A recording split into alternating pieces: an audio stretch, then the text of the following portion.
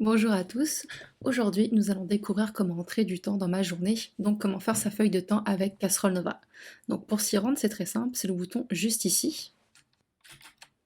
Donc une fois que vous y êtes, vous pouvez voir juste ici la date donc de la journée, donc le mercredi 16 février 2022.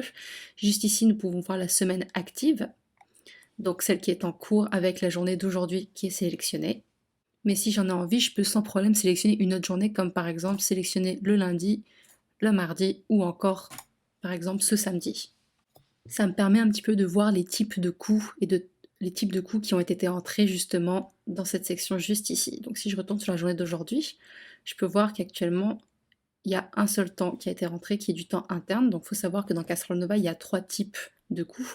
Donc en vert, c'est le temps interne, en orange, le temps externe et en jaune, les frais. Donc la différenciation, en fait, elle se fait avec les petites étiquettes. Ensuite, vous pouvez sans problème cliquer sur le temps pour avoir plus d'informations, comme par exemple le budget, le type de tâche, la date, la période de temps, ainsi que la description si applicable et la tarification. Donc pour commencer l'exploration, on va commencer par voir ce qui se trouve juste ici. Donc on peut voir que nous sommes à la semaine 8 avec la date d'aujourd'hui. Et ici, nous avons la compilation du nombre d'heures. Donc ça comprend aussi bien les heures à faire que les heures passées sur des tâches. Donc en haut, en bleu foncé, ce sont les nombres d'heures à faire pour les tâches. Et en dessous, en bleu clair, ce sont les nombres d'heures qu'on a passées, donc travaillé sur une tâche. Il est également possible de naviguer entre les différentes semaines avec les petites flèches ici. Comme par exemple, là, je me suis rendue à la semaine prochaine. Ensuite, il y a trois onglets, vous pouvez voir juste ici. Donc on va commencer par le projet. Hop, je vais vider ma recherche. Donc ça s'affiche comme ceci. Vous avez une barre de recherche et puis différents filtres. Et ici, ça va afficher votre liste des projets.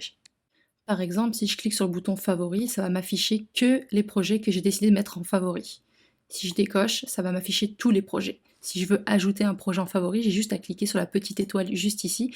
Et puis si je veux le retirer, c'est le même principe, je reclique dessus. Ensuite, avec ce bouton, je peux voir justement tous les projets internes. Donc c'est assez facile de les différencier puisqu'ils ont un petit drapeau rouge juste ici. Ensuite, nous avons donc le... Hop, je vais l'enlever, pardon. On va aller donc sur la barre de recherche. Par exemple, je vais taper plan. Entrée, et puis ça va m'afficher justement tous les projets qui ont donc des plans à faire, comme par exemple un plan d'agrandissement de l'entrepôt de Candiac, une réalisation d'un plan de communication ou encore un plan marketing. Donc en plus de faire une recherche par type de tâche ou de projet, vous pouvez aussi faire une recherche par compagnie. Par exemple, si je tape Finfino, oups, que je fais entrer, ça va me sortir justement tous les projets qui sont liés à cette compagnie. Donc vous avez à votre portée plusieurs possibilités de faire votre recherche. Une fois que vous avez trouvé la recherche qui vous plaît, dans mon cas, je vais y aller avec plan. Je vais aller chercher donc le plan de communication pour Basilic, qui est juste ici. Et ensuite, tout au bout, vous avez trois boutons. Donc le premier, c'est pour écrire un blabla. Le deuxième, c'est pour lancer le chronomètre. Et le troisième, c'est pour ajouter un coup. Dans mon cas, on va dire que j'ai travaillé donc dessus, et donc je souhaite ajouter un coup. Donc il suffit de cliquer sur ce bouton-là, puis là, vous allez avoir la fenêtre ajouter un coup qui s'ouvre, vous allez pouvoir justement rentrer les informations. Donc là, dans ma fenêtre, j'ai justement, donc c'est un temps interne, j'ai mon numéro de projet avec le numéro de compagnie, je peux choisir un budget. Donc en cliquant dessus, vous allez justement avoir votre liste de budgets qui ont été configurés justement par le chef de projet. Et dans mon cas, j'ai travaillé sur de la conception graphique. Donc je clique dessus. Et une fois sélectionné, le temps que vous allez inscrire sera ensuite automatiquement placé dans le budget pour permettre au chef de projet de suivre son budget de façon détaillée. Bien sûr, c'est facultatif, mais c'est toujours apprécié par le chef de projet. Ensuite, il y a un certain nombre de tâches qui peuvent se retrouver ici. Donc si on clique dessus, par exemple, on peut voir s'il y en a une qui m'est assignée. Dans le cas présent, c'est le cas, donc je clique dessus. Sachez qu'il est tout à fait possible d'entrer justement du temps s'il n'y a aucune tâche qui vous est assignée. C'est tout à fait possible. Donc une fois toutes les informations remplies, je vais pouvoir rentrer ma période de temps. Donc ici, nous avons la date. Là, on va mettre 11h à 14h. Vous pouvez voir qu'ici, dans la case durée, ça va se mettre à jour automatiquement. Puis, vous pouvez aussi choisir votre période de temps directement sur le tableau ici. Donc là, je vais pouvoir mettre ma description. Et en bas, vous pouvez voir la tarification. Puis, il ne vous reste plus qu'à cliquer sur le bouton Ajouter. Ce qui fait que ça va ajouter justement votre temps juste ici. Mais je peux voir qu'il me reste encore, par exemple, 7h50 à faire juste ici, donc journée quand même assez chargée pour notre utilisateur. Donc pour pouvoir faire ces tâches, on va pouvoir justement découvrir la section tâches. Donc en cliquant dessus, vous vous retrouvez ici où ça va vous afficher justement les tâches. Là actuellement, ça affiche les tâches qui me sont uniquement affectées, donc Daniel. Mais si vous justement videz le champ, ça vous affiche toutes les tâches qu'il y a à faire. Puis ensuite, si vous voulez voir que les tâches du jour, vous avez un filtre juste ici. Il suffit de cliquer dessus, puis ça affichera toutes les tâches qu'il y a à faire aujourd'hui pour tous les utilisateurs. Donc maintenant, je vais regarder pour pouvoir afficher justement les tâches qui me sont affectées. Donc pour ça, il faut juste aller sur le bouton affectation, vous cliquez dessus et puis vous allez vous chercher. Donc là, dans mon cas, c'est Daniel. Ça va m'afficher donc toutes les tâches qui me sont assignées, qui sont à faire pour aujourd'hui. Donc tout à l'heure, je vous ai montré comment ajouter du temps manuellement ici. Maintenant, il y a une autre façon de le faire, c'est avec le chronomètre. Tout ce qu'il vous suffit de faire, c'est de cliquer dessus et en haut à droite, donc le chronomètre sera lancé avec le nom de la tâche. Et puis il va tourner pendant tout le temps que vous allez naviguer dans la casserole pour faire d'autres choses. Donc en attendant qu'il tourne, je vais vous montrer qu'on peut également accéder aux tâches des collègues. Donc pour ça, c'est pareil, c'est le bouton affectation. Vous cliquez dessus, puis par exemple, on va prendre Elisa. Donc là, on peut voir qu'elle a une tâche. Pareil, la même tâche que j'avais donc pour Basilic, réalisation d'un plan de communication, conception graphique.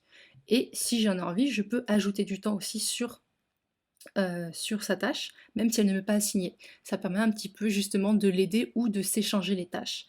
D'ailleurs, si vous cliquez ici, ça vous ouvre donc la fiche de la tâche, et ici vous pouvez modifier la personne qui est affectée à la tâche, ou encore modifier le responsable donc de la tâche. Si vous souhaitez en apprendre plus justement sur les tâches, je vous recommande de consulter la vidéo qui s'appelle Créer et gérer des tâches, tout y est expliqué. Donc tout comme dans justement la section des projets, on peut voir les projets internes, les projets en cours, les urgents ainsi que les favoris. Donc, par exemple, si je vide le champ pour l'utilisateur et les tâches du jour et que j'appuie sur urgent, ça va m'afficher donc les tâches urgentes. Là, ça va m'afficher donc tous les projets en cours. Les favoris, actuellement, il n'y en a pas, mais si par exemple je décoche tout et que je dis que celui-ci c'est un projet favori, puis je clique ici, il sera affiché et ainsi de suite. Ensuite, autre petite chose, on a l'affichage des durées. Donc juste ici, dans mon cas, elles sont affichées justement en centièmes, mais si vous voulez, vous pouvez également les ajouter en heures minutes. Pour ça, il suffit juste de se rendre dans les préférences, qui sont juste ici. Et là, format d'affichage des heures, donc vous pouvez choisir heures et minutes centièmes. Donc dans mon cas, c'était en centièmes. Là, on va changer pour le mettre en heures et minutes. Puis quand vous retournez dans la section de ma journée, là, ça a changé. Donc au lieu de 7,5 qu'on avait tout à l'heure, on a 7,30. Donc depuis tout à l'heure, on peut voir que le chronomètre continue de tourner, mais avant de l'arrêter, on va aller justement voir la section Réviser ma semaine. Donc dans cette section, c'est là où vous allez pouvoir voir l'ensemble des périodes de temps qui ont été entrées dans la semaine. Donc toutes les périodes sont modifiables si besoin. Si je veux, je peux sélectionner justement plusieurs périodes. Donc par exemple, on va prendre celle-ci, celle-ci et celle-ci. Et en cliquant sur le bouton Options, je pourrais donc sélectionner un lot pour changer la date. Je pourrais les verrouiller les coûts ou les déverrouiller. Il est donc possible de faire des modifications sur plusieurs périodes de temps et le cadenas de verrouillage se retrouve également juste ici pour verrouiller ou déverrouiller la période de temps. Donc il est possible de le faire manuellement, mais il faut aussi savoir qu'elle se verrouille automatiquement lorsque le projet est facturé. Donc si vous avez travaillé sur tel projet et qu'il a été facturé, il ne sera donc pas possible de modifier la période de temps, à moins d'avoir un niveau d'accès supérieur qui permet de le faire. Donc maintenant, on va pouvoir revenir à nos tâches et je vais aller arrêter le chronomètre.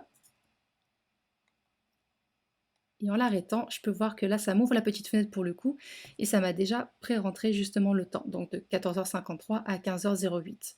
Donc là, on était pour 3 minutes, je pense qu'il tournait depuis 3 minutes et quelques, mais ça l'a arrondi justement au chiffre au-dessus. Enfin, au chiffre au-dessus, ça l'a plutôt arrondi à 15 minutes. Et ça, bien entendu, c'est quelque chose que vous pouvez configurer dans les paramètres, il n'y a pas de souci pour ça. Donc une fois que tout est rempli, vous avez juste à cliquer sur la petite croix, juste ici, et puis ça va ajouter votre temps juste ici, sur la droite de votre écran. Donc voilà, nous avons fait le tour de la section Ma journée. Je vous ai montré donc les différentes façons d'entrer du temps justement pour vos tâches et vos projets. Donc je vous remercie d'avoir regardé cette vidéo, et puis je vous dis à la prochaine.